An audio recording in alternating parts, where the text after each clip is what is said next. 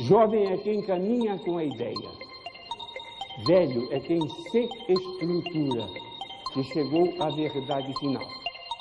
Se eu estou errado, amigo fala para mim, inimigo fala de mim. E o resto é resto, certo? Crise é eterna. Crise é sinal de que a coisa está viva. Então, obrigado pelo convite. A gente precisa conversar um pouco de casamento. Aliás, para falar a verdade, o título da palestra é Solidariedade na Crise.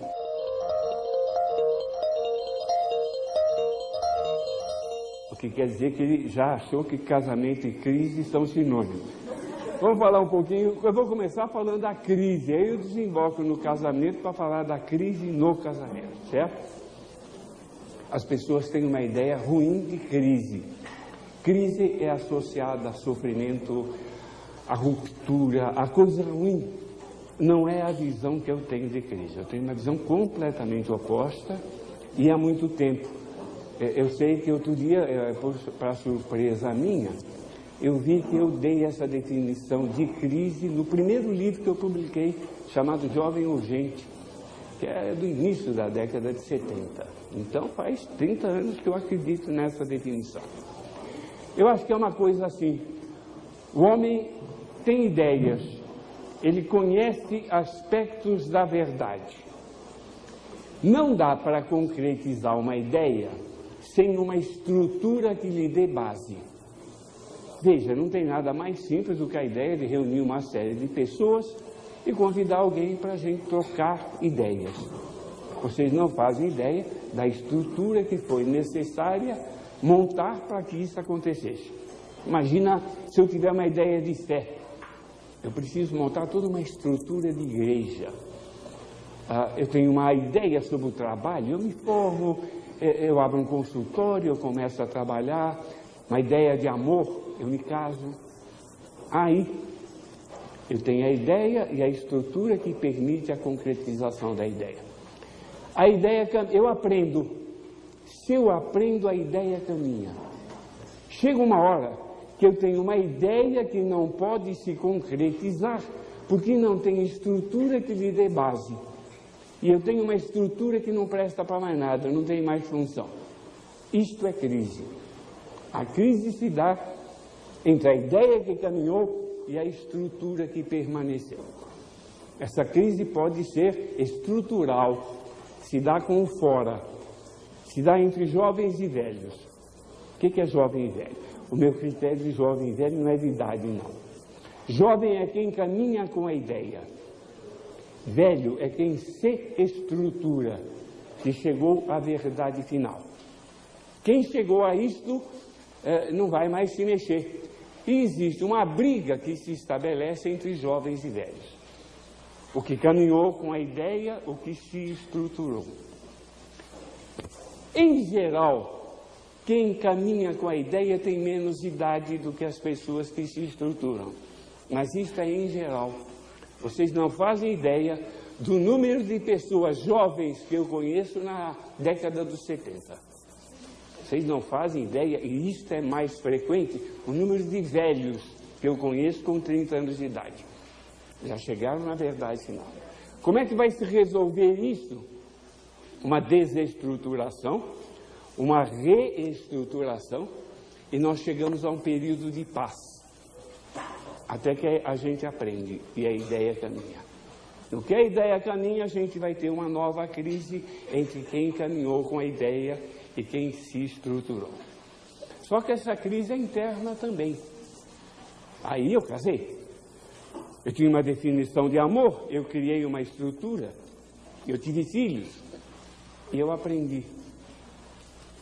E chegou uma hora que eu entrei numa crise entre a nova visão de amor que eu tinha adquirido e a estrutura que eu tinha montado. Aí a crise é interna, entre a minha parte jovem e a minha parte velha, que acabou por uma desestruturação, uma reestruturação, um período de paz. E quando eu estava em paz, eu aprendi de novo. E aí eu tive outra crise. Desestrutura, reestrutura, a paz. E a gente vai ter crises até envelhecer. Envelhecer no sentido ruim da coisa, até se estruturar. Certo? Crise é eterna. Crise é sinal de que a coisa está viva. Só não tem crise o que está morto.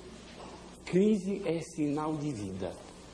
Aliás, tem uma coisa bonita que muita gente conhece, a forma como os chineses mostram, simbolizam a palavra crise. É por ideogramas. Eles têm 2 ideogramas. Um deles significa oportunidade, o outro significa risco. Se eu colocar a oportunidade e o risco no mesmo ideograma, eu terei a palavra crise.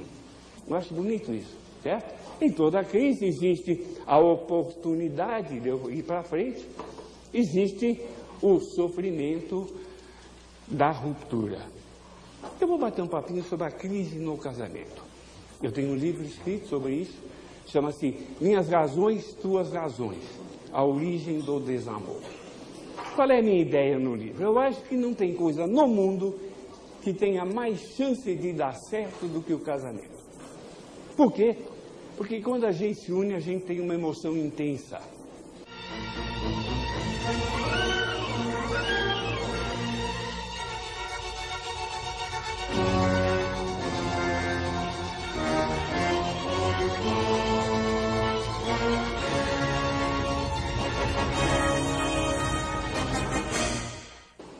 E o que a gente produz é a coisa mais amada do mundo, que é filho.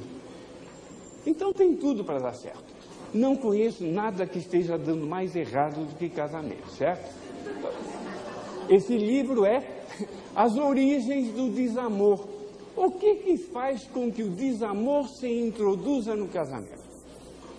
Eu lembro que a primeira teoria que eu levantei, para mim, era evidentemente a água benta. Um jovem casal estava se dando bem, etc., resolvia casar, benzia a aliança, dava um azar, começava a encrenca. Eu digo, a coisa é água benta. Depois, com a modernidade, os casais começaram a se unir sem água benta, continuou dando crise, eu reparei que não era aquilo, certo? A segunda teoria que eu levantei foi a da... Não levantei, me falaram que rotina destruía o casamento. Eu olhei, espera um pouquinho. Não dá para viver sem rotina. Eu sou a favor da rotina. Veja, um casal que tenha 2 filhos e que resolva não ter rotina, eu não sei como é que eles vão fazer para inventar uma semana, vai enlouquecer. Um casal com 2 filhos precisa de logística, certo? É uma coisa... A rotina é fundamental no relacionamento. A rotina é fundamental na profissão. Não é a rotina que acaba com o amor. Quando o amor acaba, a rotina fica insuportável. Aí eu dei um terceiro passo, baseado num filme que eu assisti. O filme do Bergman, Cenas de um Casamento Burguês. É em episódios. O primeiro episódio tem um nome interessante. Chama-se De Como Jogar o Tapete Embaixo da Poeira. Jag är inte särskilt nervös. Nej, men desto bättre. Alltså, frågan är, hur skulle ni vilja beskriva er själva i några få ord? En opassande grad. Jag menar trygghet, ordning, trevnad, lojalitet. Det är nästan oanständigt lyckligt. Ja. Det är klart vi har våra motsättningar, precis som andra människor, men i stort sett så kommer vi överens. Men grälar ni alltid? Jodå, Marianne grillar. Johan har så svårt för att bli arg så jag kommer av mig. Det låter ju underbart tycker jag. Va? Alltihop. Ja, det var någon som sa senast igår kväll det att själva problemlösheten det är också ett svårt problem. E era uma história assim, era um médico sueco que estava sendo entrevistado, era aniversário do casamento dele, ele está dando uma entrevista e quando o repórter se retira, ele abre um champanhe, brinda com a esposa e começa um papo, ele começa a falar sobre a vida sexual deles. Não estava muito boa e ela desvia o assunto. Aí ele insiste, tenta falar do assunto, ela desvia, na terceira vez que ele insiste, ela engrossa, ele... Acaba o episódio. No episódio seguinte, ele tem um amante. Har det hänt någonting? Vad är det? Tala om vad det är. Jag har gått och blivit kär, förstår du. Det hade ju varit löjligt. Kanske är det alldeles åt helvete. Antagligen är det åt helvete. Jag träffade henne i juni under kongressen. Hon var tolk och sekreterare. Uma menina bem jovem. Ele estava tendo um caso com uma mulher mais jovem. E aí eu entendi o nome do episódio. Né? Por que chamava de como jogar a poeira embaixo do tapete. E aí ficou a minha grande teoria. Opa, o que causa o desamor é a poeira embaixo do tapete. Certo? É a falta de diálogo. Eu lembro que nessa época eu comecei a receitar diálogos para os casais profissionalmente. Eu tenho certeza que eu atrapalhei a vida de todo mundo, porque todo mundo chegava com um problema no consultório e saía com 2. Chegava com o problema e saía com a minha receita, que se eles soubessem dialogar, eles nem tinham ido lá. Então eu parei de receitar e comecei a fazer terapia de casal, que é um jeito de fazer os dois dialogarem. É baseado num princípio muito simples. É assim, se eu estou errado, amigo fala para mim, inimigo fala de mim. E o resto é resto, certo? O problema é aprender a ouvir o que o outro diz como depoimento e não como acusação. E isto basicamente é diálogo. Na empresa vai chamar feedback, certo? Eu comecei a trabalhar o diálogo, aprender a ouvir o que o outro diz como depoimento e não como acusação. E mais tarde, dar depoimento e não fazer acusação. Foi um trabalho que deu certo, eu fiquei muito contente. Eu estava bem contente com isso quando eu percebi que tinha alguma coisa a mais. Então, eu cheguei no conceito de simbiose.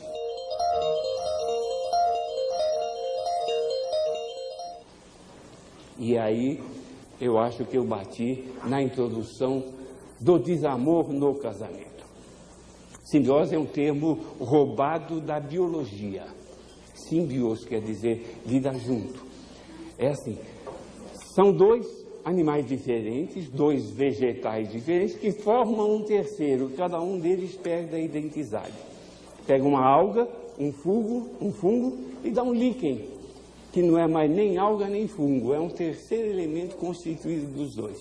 Eu comecei a trabalhar o conceito de simbiose, porque eu percebi que as escolhas afetivas são complementares. Olha, todo caso é individual, não tem 2 casos iguais em medicina, mas tem 2 grandes times. Tem 2 grandes times. Eu vou começar a montar a imagem, porque montando imagem a gente entende melhor. Para montar a imagem eu vou sempre precisar de voluntário. Então vem cá, voluntário 1, voluntário 1, vem cá. Legal? O que é? Fica um de frente para o outro.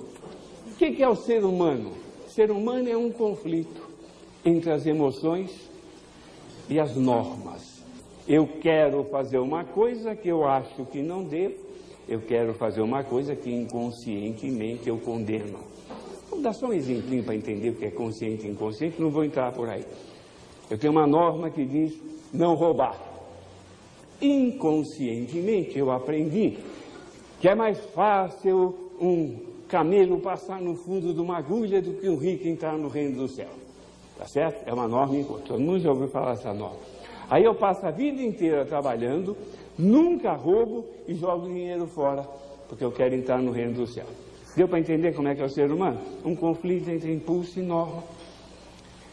Ele conhece um outro ser humano, que é um conflito entre aqui. Então nós temos aqui dois seres humanos, certo? O impulso em contato com a norma. Não, você vai conhecer. O impulso em contato com a norma. Ficou claro? Todo desajuste é individual. Não tem duas histórias iguais em medicina. Mas tem dois grandes times. Tem o grande time do indivíduo que hipertrofia o impulso e deixa a norma subdesenvolvida. As cigarras. Ela tem norma, mas a norma é bem atrofiada. Você vai sentar no chão e está simbolizada, então, uma cigarra. É um indivíduo que o impulso manda na norma. Ele pensou, fala. Na verdade, ele é espontâneo, ele é criativo. É a cigarra. Não dá para explicar mais. Não precisa explicar mais, certo? Que conhece um indivíduo que tem muito mais norma do que impulso, e você vai sentar no chão. Certo? O que vai acontecer com essas duas pessoas? Vão se apaixonar. E vão viver a vida toda juntos. O que eles não sabem é que vão viver a vida toda juntos. Por quê? Porque ele passa a viver nela o que ele tem reprimido nele. E ela passa a viver nele o que ela tem reprimido nela. Então, você é o engenheiro. Você reprime as próprias emoções. E você conhece uma pessoa que é emoção pura. É uma paixão. Não é verdade? E você que não tem o mínimo controle, certo? Você é só emoção. Conhece um controlador, sabe aquele cara metódico, tem caderneta de poupança, com pouco dinheiro ele tem lucro, é pontual, faz tudo correto. Vocês se apaixonam. Se apaixonam e se casam. Casam daí a algum tempo. Você que se alegrava porque vivia um pedaço teu nele, vai ver que o que você vive nele é o que você condena em você. Você daqui a pouco tempo vai condenar nele. E vice-versa. Ele vive em você um pedaço que ele condena nele. Ele vai condenar em você. Então, toda aquela alegria de você viver a vida nele e ele viver o controle em você, muda. Você passa a ser o pentelho e ele passa a ser a piranha. Dá para entender? O teu sonho é que ele, pelo menos, tenha emprego. É verdade. Deixe de ser alcoólatra, não é verdade? E agora, pelo amor de Deus, para de pegar no meu pé sua pentelha. Agora tem um negócio dramático. Eles vão se odiar, mas eles não podem se separar. Por quê? Porque se separar, vai perder um pedaço dele que vive no outro. Tem até música para isso, ó pedaço de mim, ó metade afastada de mim. Aquela música dá dor no estômago, porque ele é muito pesado. Então veja que encrenca, eu não posso me afastar de mim, que o outro leva embora. Eu não aguento mais viver com o outro que representa o que eu tenho reprimido em mim. Esta coisa chama simbiose.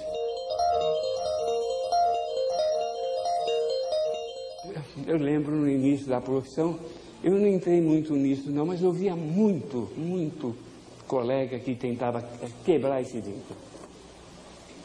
O que é uma coisa extremamente dolorosa, porque eu perco um pedaço de mim, e inútil. Inútil. Por quê?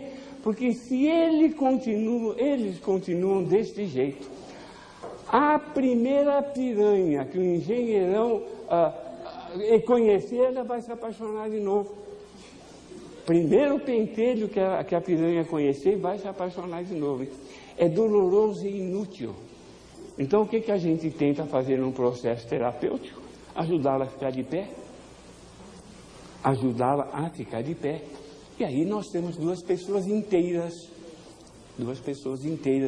que vão continuar convivendo ou não. Então, a tal terapia de casal que eu falei, amigo fala para mim, não é para consertar casamento, não. É para abreviar o período de autoconhecimento. A grande vantagem da terapia de casal é que o cidadão leva junto o fiscal de blefe.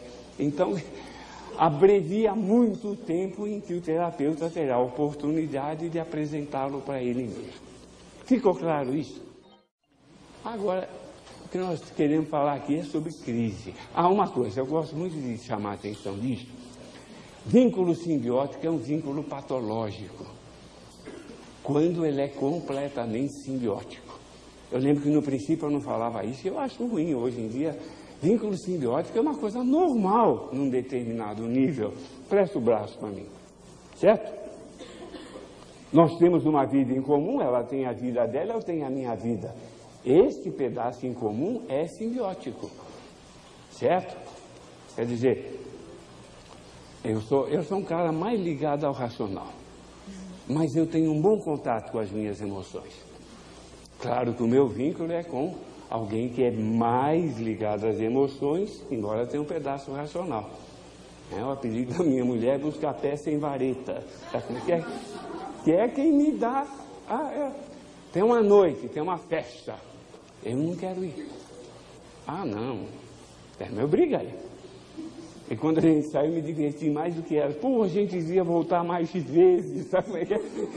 É um pedaço simbiótico do vínculo. O que é ruim é isto. Certo? E olhem, isto é um pedaço de um samba. Eu só vou se você for. Sabe como é que chama esse samba? Fim de caso. Tá claro? Nós já tivemos a nossa fase de carinho apaixonado, de fazer versos, de viver sempre abraçados, naquela base do só vou se você for. Vínculo simbiótico é destrutivo. Quando é que começa a acontecer crise? É quando um deles começa a tirar o braço. Tá claro? Então acho que deu para explicar casamento. O casamento normal, que tem um pedaço simbiótico, ou casamento patológico, que é totalmente simbiótico. Porque eu vou montar uma outra figura. Vocês podem sentar, obrigado, viu? Que existe um equilíbrio no vínculo simbiótico. Certo? Como é que é esse equilíbrio? Como é que eu vou conseguir? Uma pessoa que é só cigarra está desequilibrada. Uma pessoa que é só formiga está desequilibrada. Como é que eu consigo montar uma unidade equilibrada com duas pessoas desequilibradas? Você dá as mãos para mim? Junta o pé. Desequilibra. Cai para trás. Eu caio para trás. Pode cair mais. Pronto, montamos uma unidade equilibrada. Aí vem a crise. Ela começa a ficar em pé. Ela começa a melhorar. Ou eu me mexo ou fratura nada. Entende? Não tem jeito. No que ela entra em crise, a grande tentação que eu tenho é fazer com que ela volte à posição anterior para manter o meu desequilíbrio. E é isso que as pessoas pensam que é ajudar o outro na crise. Fazer com que ele volte àquela posição anterior. Ser companheiro em tempo de crise eu não digo patrocinar porque precisa muito peito para fazer isso, mas pelo menos estar ao lado do outro, incentivando para que ele desestruture, reestruture, para a ideia caminhar, para nós termos uma outra crise mais tarde. Só que, se o outro entra em crise, e eu sou ineficiente em mantê-lo desequilibrado, necessariamente eu vou entrar em crise também. Só que volta a ideia inicial. Para mim, crise é saudável. É sinal de que a gente está vivo. Quem não está crise, quem não tem crise, está morto. Tudo bem? Então a gente vê nos consultórios, né, uma grande quantidade de mulheres e uma pequena quantidade de homens, o que leva a um amadurecimento, a um autoconhecimento das mulheres cada vez maior, elas indo cada vez mais à luta, enfrentando cada vez mais seus conflitos, e os homens se encapsulando cada vez mais, e vai ficando difícil encontrar o companheiro na época de crise. Então eu queria que o senhor pudesse dar uma palavra a respeito disso, que talvez nos animasse. E talvez o quê? Que talvez nos animasse. Eu acho que a coisa é mais ampla do que você está falando. Eu acho que tem uma profunda diferença na atuação da mulher para o homem. Por exemplo, deu crise no casamento. E a mulher entrou em crise e resolveu que aquilo acabou. Ela acaba o casamento. Deu crise no casamento, o homem não acaba o casamento. Ele precisa arranjar outra, para então... Homem que nem Tarzan, não larga o cipó se não tiver outro cipó na mão. Não tem chance. Na terapia, eu sempre achei que era um pouco de preconceito masculino. E eu hoje acho que é medo. Eu acho a mulher muito mais corajosa do que o homem. Para mim isso é muito claro. Bom, ela tem mais peito, né? Então, é de uma coragem que não tem tamanho. Mas está diminuindo isto. Então, se é para animar, anime-se. Está diminuindo isto, sim. Está diminuindo muito. O preconceito contra a psicoterapia nos homens está diminuindo bastante.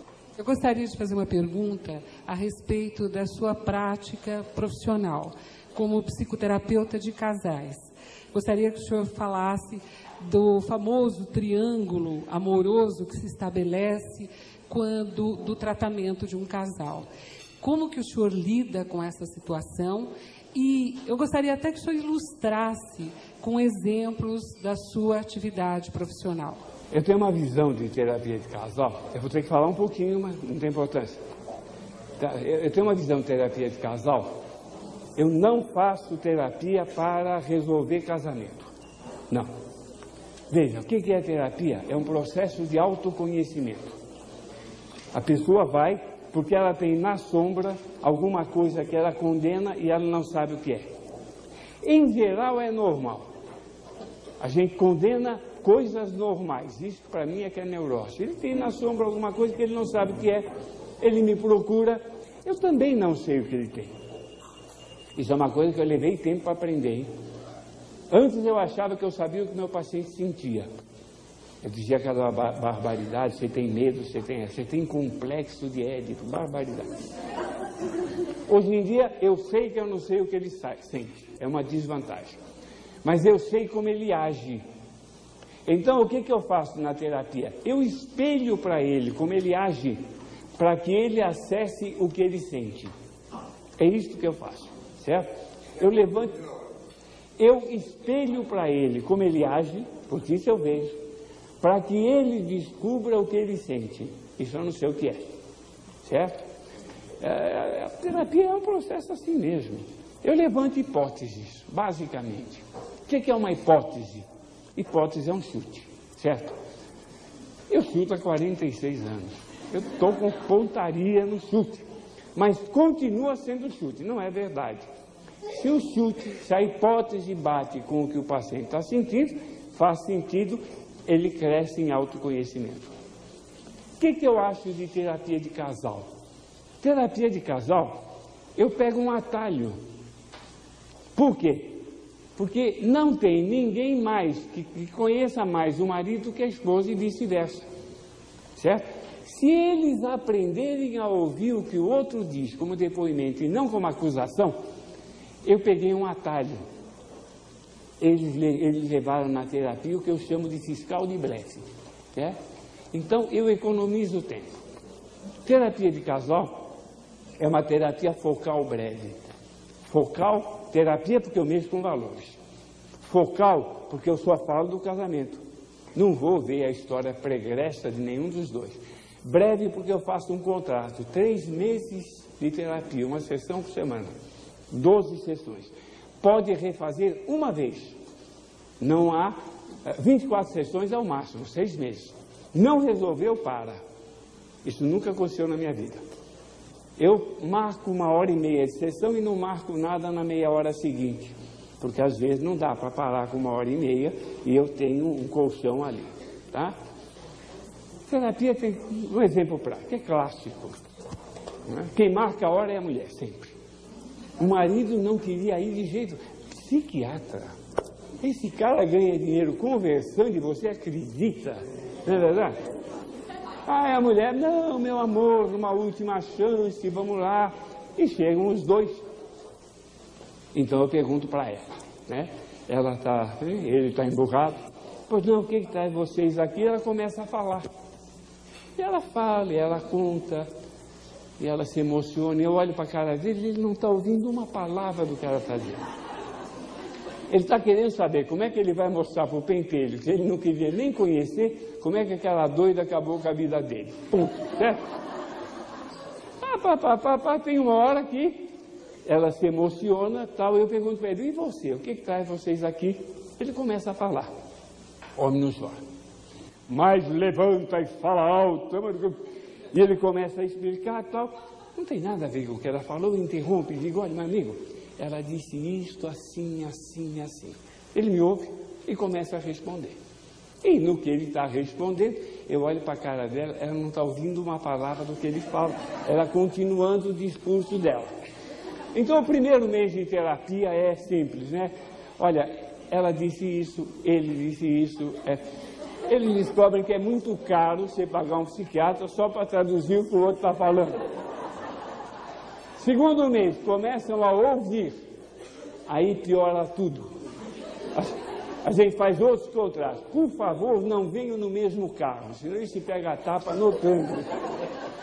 Não discutam em casa o que vocês discutem aqui. Eles discutem na sala de espera, aos berros. Terceiro mês, eles passam a ouvir o que o outro diz. E decolam. E decolam. Refaça o contrato, aquele casamento acaba. 80% refaz o casamento com as mesmas pessoas. 20% se separa. E a separação é mais humana. Não tem aquela história de usar filho. Agora veja, eu não me preocupei se o casamento ia continuar ou não. Não, nem um pouco. O que eu quero é que eles se conheçam. Se tornem amigos, isso é que é interessante. Eu tinha preparado uma coisa a respeito de adolescência, porque é a segunda crise que eu vejo.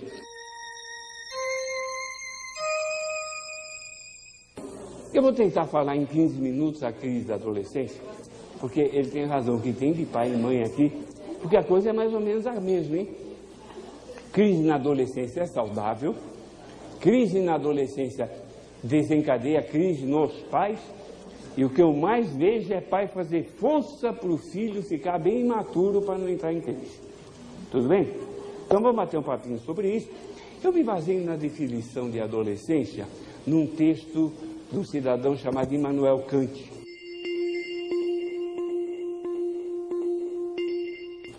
Filósofo alemão, publica em 1784 um livro que eu acho sensacional, A Crítica da Razão Prática, e tem textos seletos. Um dos textos seletos, Immanuel Kant diz desse texto que no mundo existem coisas e pessoas. E o que diferencia uma coisa de uma pessoa é o seu valor. O valor das coisas chama-se preço. Todas as coisas têm preço. Então eu posso intercambiar coisas. Eu posso trocar 5 dessas por uma daquelas Eu intermedio pelo preço, intercambio sem problema. O valor das pessoas não é atribuído a elas, é intrínseco, é uma característica da natureza humana, chamada dignidade. As coisas são caracterizadas pelo preço, as pessoas pela dignidade. Então, eu não posso intercambiar pessoas, certo? Eu posso substituir, mas quem vai leva, quem vem traz sua dignidade. Eu posso comparar. Quando eu comparo, não comparo pela dignidade, que é um valor absoluto. Então, eu comparo pelos atributos, se é mais alta, mais baixa, mais rico, mais gordo, etc. Então, pessoas eu não posso intercambiar, eu posso substituir, posso comparar, mas eu posso fazer uma coisa complicada que é coisificar. Eu posso transformar uma pessoa numa coisa. Quando é que eu faço isso? É quando o critério exclusivo que eu uso para avaliar a pessoa é a utilidade. Quando eu vejo a pessoa só pela sua utilidade, ela vira uma coisa, adquire um preço. Isso aqui é mulher objeto. É uma pessoa que eu desconsidero a dignidade porque eu vejo pela utilidade sexual. Ela é boa de cama, o resto eu não considero, ela vira uma coisa, adquire um preço, certo?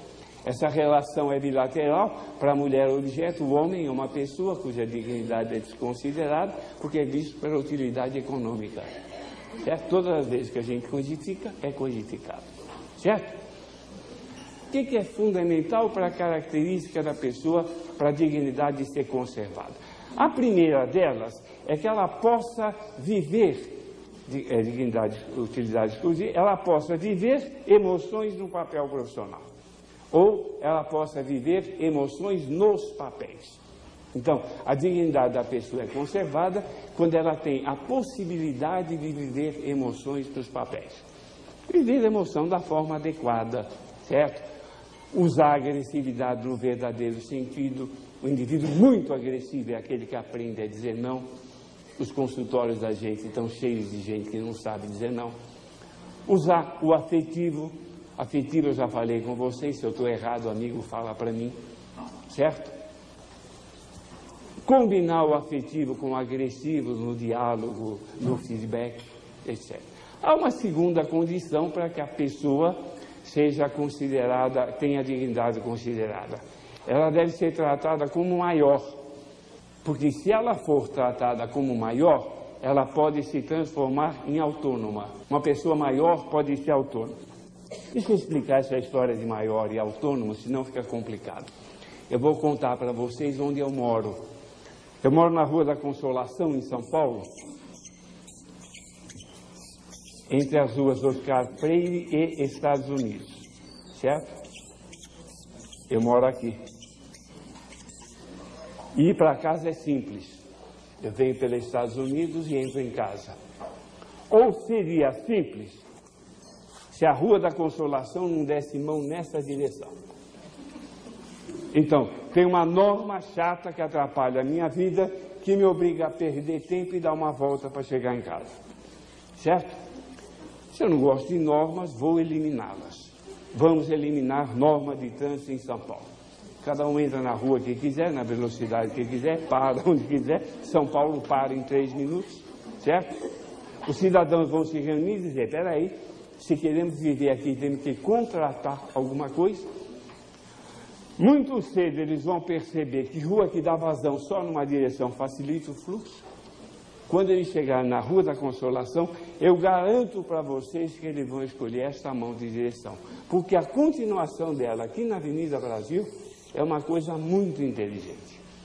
A hora que eu entendo isso, eu digo, opa, esta norma que parecia me atrapalhar é fundamental para a minha vida. 3 da manhã, não tem guarda na esquina, mas eu dou a volta. Por quê? Porque como eu pensei e entendi o significado da norma, eu fui tratado como maior, eu virei autônomo. A norma é minha, ninguém precisa tomar conta. Certo? A dignidade é desconsiderada quando a pessoa maior de idade é tratada como menor. Alguém pensa por ela. Se alguém pensa por ela, quando ela está diante de normas, não entende o significado. Vai seguir, a norma não está dentro dela. Auto está fora, hetero, ela é heterônoma. Ela vai seguir a norma? Vai. se alguém estiver tomando conta. Certo? Há um instante na vida em que a pessoa é tratada como menor e heterônoma sem que isso vá atrapalhar a vida dela, sem que a dignidade dela seja desconsiderada. Quando é que acontece isso? Quando ela é menor e heterônoma, ela é criança. Criança não entende por que tem tanta norma. E como tem norma para criança, né?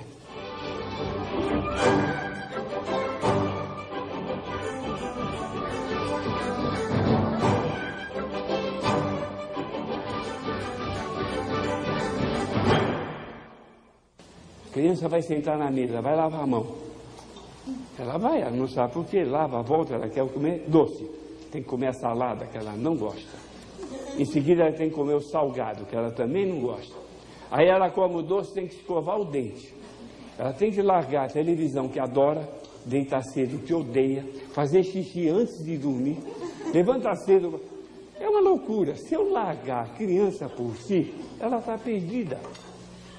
Por quê? Porque ela é menor, então ela não entende por que tem norma.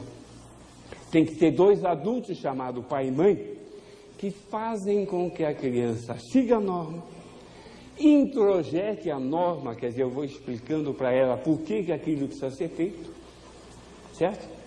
E seguindo a norma, ela vai ter uma vida saudável e razoável. Como é que pai e mãe introduzem norma na cabeça de filho? Com o que falam, com o que dizem. Certo? Fala olha, isso está certo, isso está errado. Se você fizer isso, vai ficar de castigo. Papai do céu não gosta. Eu estou botando na cabeça do filho as normas conscientes. Com o que vive. Eu gosto muito de contar duas propagandas que eu vi na televisão há muito tempo atrás. É a época da garota propaganda. Parece uma garota propaganda, uma mulher muito... O sorriso dela era lindo. Ela bota um refrigerante no copo, toma e dá um sorriso maravilhoso.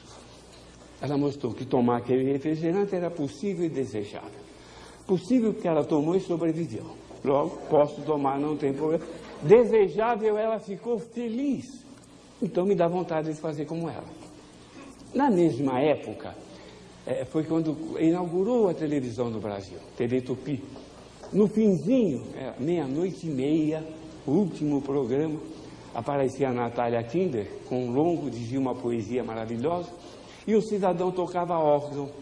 E quando ele acabava, tinha uma garrafinha de caracu aqui. Ele terminava de tomar, punha caracu no copo, tomava, e ele não tinha o sorriso lindo da outra. Ele fazia, possível e desejável. Apareciam os letreiros. Esse cara tinha algum inimigo na televisão, porque um dia ele, letreiros, e voltou a imagem e ele estava fazendo uma careta. Possível era desejável, não, ele odiava a caracu.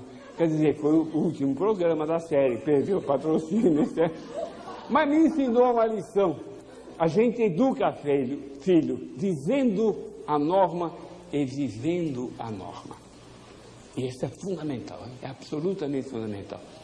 A minha história, por exemplo, é meio marcada por isso. Eu sou do Brás, em São Paulo, né? Classe média baixa. Hoje nem é mais bairro, mas era. Então, a minha história não é muito rara. Pai e mãe que trabalhavam feitos doidos para poder fazer faculdade, subir na vida, etc. Acordava de manhã, meu pai já tinha saído. Voltava à tarde, ele não tinha chegado. Ele chegava à tarde para jantar. Jantava e descia para trabalhar na oficina. Quando eu ia dormir, ele já estava dormindo. Trabalhava muito. Ele tinha a chave da repartição. Por quê? Porque era o primeiro que chegava, o último que saía e nunca faltou. Agora, ele fazia isso com muito prazer. Ele tinha muito orgulho de ter a chave da repartição. Domingo a gente ia ver o Coringão jogar. Era o programa. Bom, gente, eu trabalho que vocês não fazem ideia. Eu tenho um ritmo de trabalho meio assustador. Gosto do que eu faço, eu adoro o meu trabalho. E a única preocupação que eu não tenho é se meus filhos vão ser trabalhadores ou não. E são, hein? E são. Os 5, 6. A gente olha, é uma loucura como aquela molecada trabalha. Entenderam? E não por coincidência, a minha clínica é do lado do Pacaembu. Abriu a porta, a gente vê o ginásio. Quer dizer, é vivendo de forma que o outro veja que é possível e desejável que se montam valores conscientes. Está claro? Só que esses valores foram introjetados passivamente na cabeça da criança. Sabe, pai e mãe são deuses. Meu pai meu Deus do céu, como ele é forte. Bicicletinha que eu mal consigo, ele pega e põe no carro. Como ele é sábio. Nossa Senhora, ele sabe história, geografia, as 4 operações. É uma loucura o que pai sabe. E aí, a norma dele é a verdade. Certo? E eu sou o quê? Se alguém pensa por mim, certo? A norma está fora de mim, eu estou pendurado em quem pensa por mim, eu sou dependente. Se eu mesmo penso e eu mesmo tomo conta de mim, eu estou pendurado dentro de mim, eu sou independente. Eu acho esse conceito maravilhoso. Todo mundo pensa que independente é um cara que não segue a norma. Não, independente é um cara que não precisa de ninguém tomando conta. A norma faz sentido, ele segue. Como é que passa daqui para cá? Botando em dúvida o que me foi colocado na cabeça passivamente, testando para assumir ou não como meu, como verdadeiro quando eu for adulto. Isso chama crise de adolescência.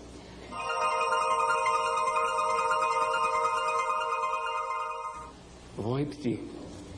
Colocando em dúvida o que foi colocado na minha cabeça passivamente. Eu vou testar. E aí eu vou ver, se é verdade eu assumo como meu, se não é verdade, eu não vou assumir. Se não tiver crise de adolescência, vai ser maior de idade, menor e heterônomo. Maior de idade, mas eu tenho que pensar por ele e tenho que tomar conta dele para que ele siga as normas. O nome disso é imaturo. Se não tiver crise de adolescência, vai ficar imaturo até ter a crise. Em geral, é aos 40 anos. Eu chamo de germe de velhice transviada. Não teve crise, vai ter. Agora, eu conheço alguns casos piores. Não tem crise nunca. Vão ficar com a verdade passiva na cabeça, que colocaram sem testar, sem colocar em dúvida. Isso é ser imaturo.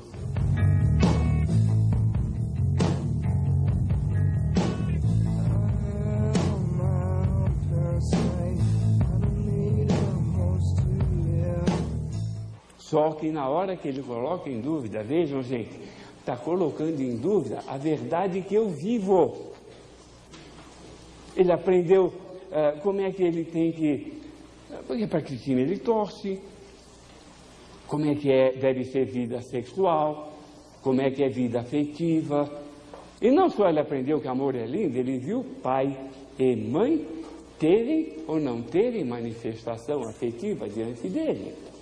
Ele introjetou aquilo. E quando ele vai testar, ele coloca em dúvida a forma de ser do pai e da mãe. E isso dá uma crise nos dois que não tem tamanho. Então, a maior tentação é fazer como no casamento. Vamos manter o outro como está, para que eu não seja colocado em dúvida e eu não entre em crise. Ser solidário em tempos de crise, como marido, como mulher, como pai, como mãe, é respeitar a crise do outro. É estar à disposição dele para ajudá-lo. Eu acho que como bom pai o que eu tenho que fazer, e aí ele está indo de cara para o muro. Eu tenho que sentar. Como é que chama aquela caixinha de primeiros socorros? E esperar, porque ele tem que contar comigo. Mas o fundamental, eu tenho que olhar para dentro de mim e ver o que será que esse pentelho está colocando em dúvida dentro de mim, que eu tenho tanto prazer em chamá-lo de pentelho. Tudo bom? É a mesma coisa. Em tempos de crise, a gente pensa que ajudar o outro é evitar a crise. Ajudar o outro é o outro saber que pode contar comigo durante e depois da crise. Agora eu encerrei mesmo o que eu tinha que falar. Muito obrigado.